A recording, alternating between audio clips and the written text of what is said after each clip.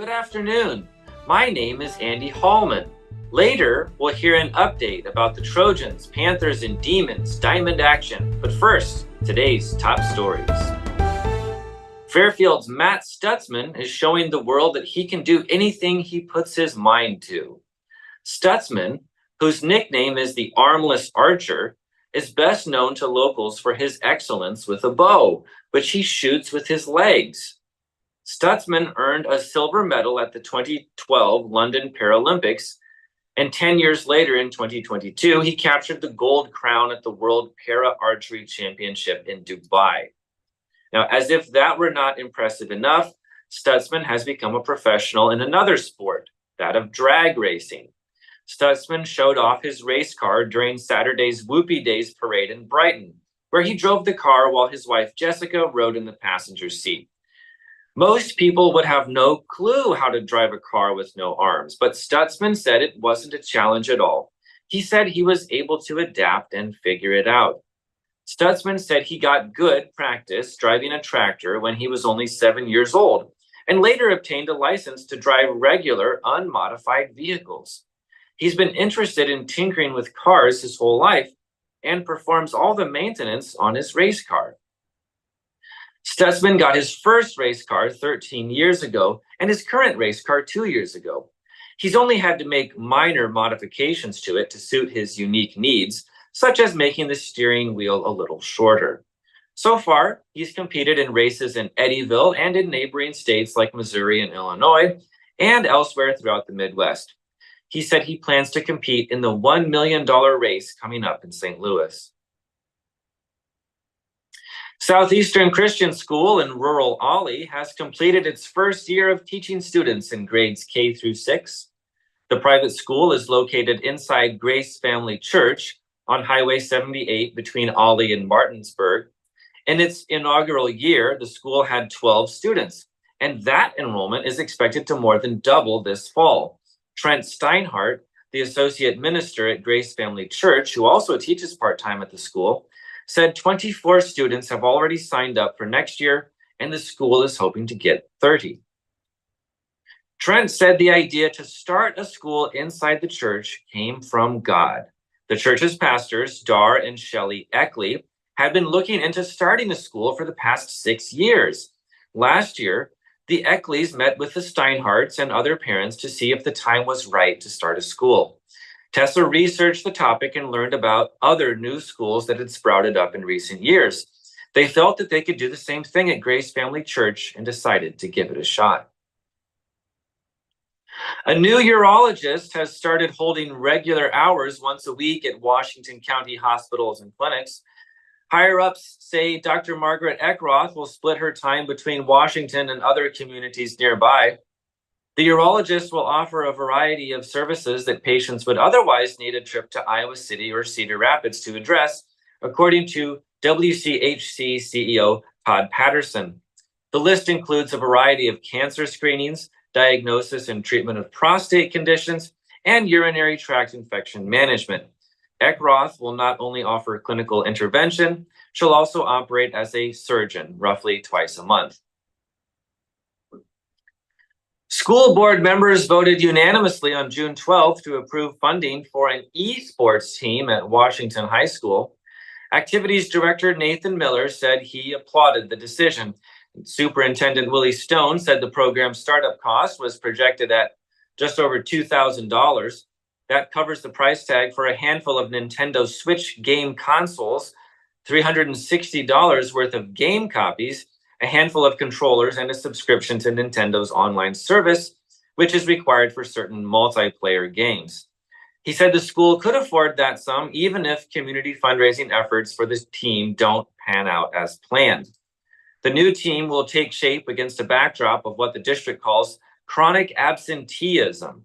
Educators and administrators in Washington say they're exploring every option to form tight-knit communities in their buildings, part of a broad effort to improve the number of students showing up for class at least 90% of the time.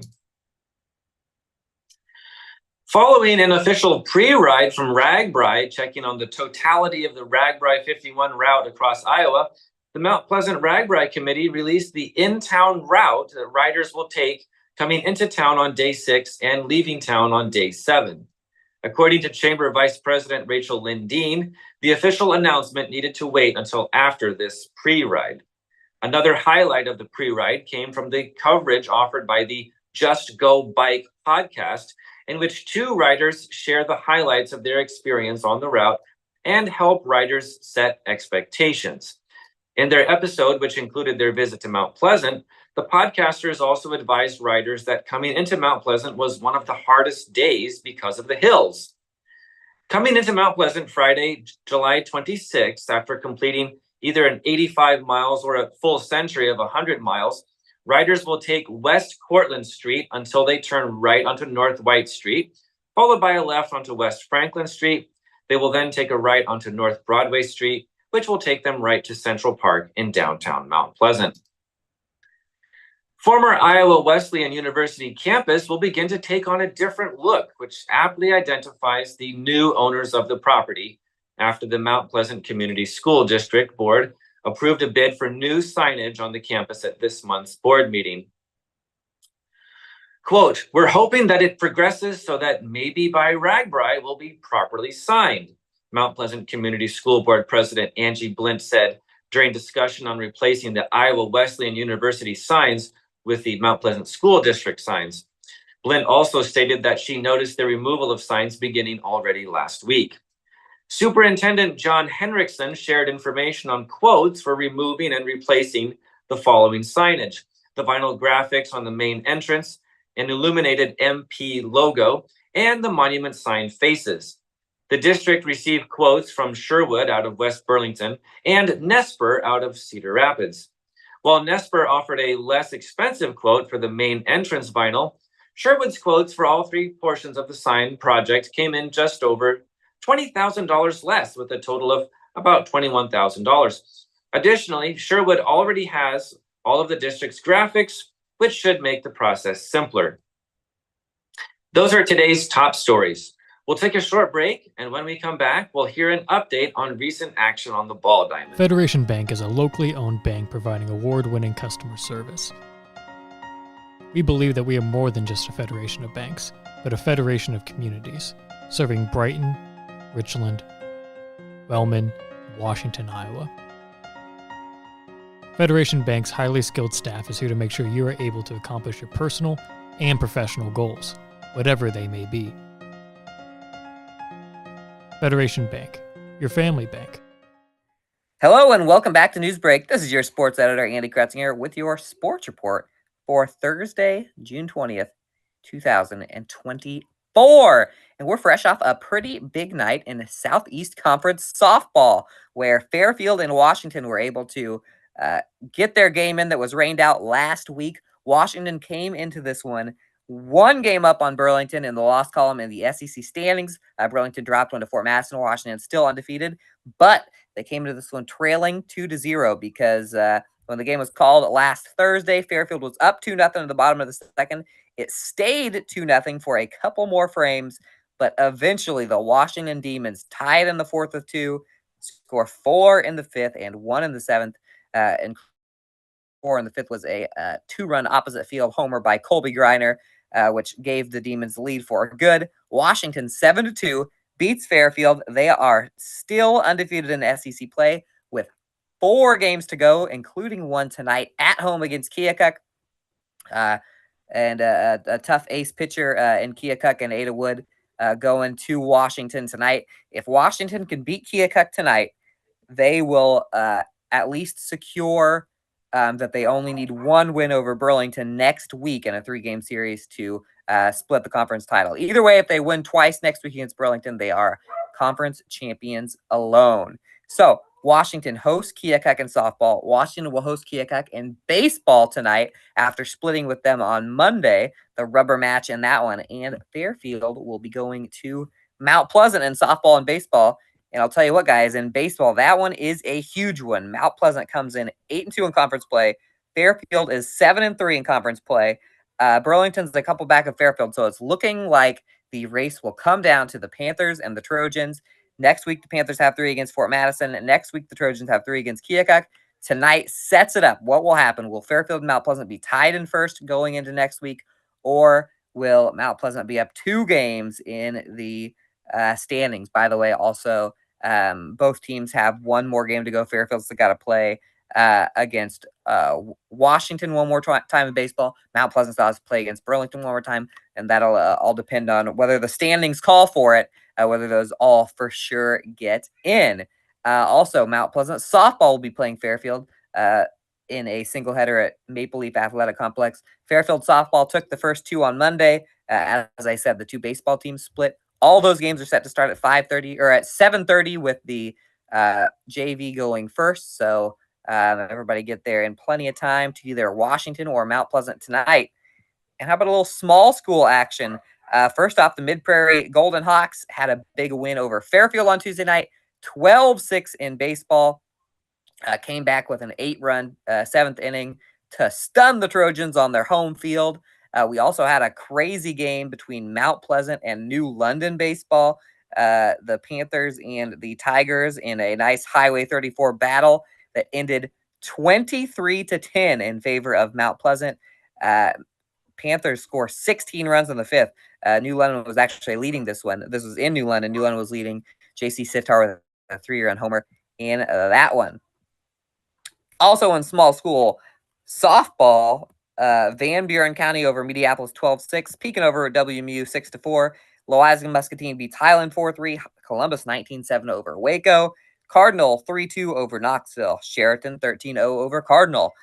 West Liberty 4-2 over Mid-Prairie. West Liberty 12-2 over Mid-Prairie. Kyoto falls to the 3rd-ranked Sigourney Savages 17-0. In baseball, Mid-Prairie, the night before they played against Fairfield, beat West Liberty 6-2. Cardinal 7-2 over Knoxville and 11-1 over Knoxville. West Liberty 9-1 over Mid-Prairie in the second game there. So it got split up a little bit. Knoxville 11-1 over Cardinal. Wapello 2-0 over WMU. Columbus, West Burlington 8-7 over Highland. Sigourney 12-3 over Kyoto. And then on Tuesday, Highland 13, Loizaga Muscatine 8. Hillcrest 10-5 over Lone Tree. Sheraton 9-2 over Cardinal. And Mediapolis 8-3 over Van Buren County. Lots of baseball and softball tonight, and the pairings will be coming out in the next couple weeks for both. So a lot of big summer sports coming on. But for now, on Newsbreak, we're going to get you back to Alex with your obituaries. In the heart of rural Iowa, where community matters most, the connections we make are made to last. Meet KCTC, your hometown internet, phone, and TV provider. At KCTC, we're not just about technology, we're about people. Our dedicated team are your neighbors, committed to bringing you top-tier services right where you live. We believe in giving back to the community that raised us. Experience the power of a real connection with KCTC. Join us in building a stronger, more connected Southeast Hello Iowa. and welcome back to Newsbreak. It is now time for your obituaries.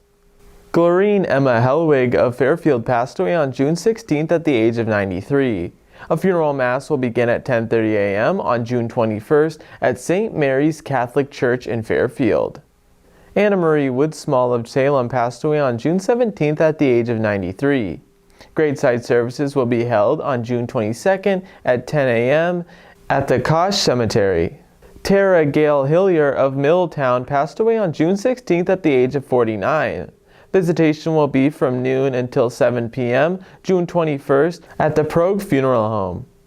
James L. Van Winkle of Washington passed away on June 15th at the age of 47. Funeral services will be held at 10:30 a.m. June 21st at the United Methodist Church in Washington. That is your news for Southeast Iowa. I've been your host, Alex Snyder. This has been your news break, and I will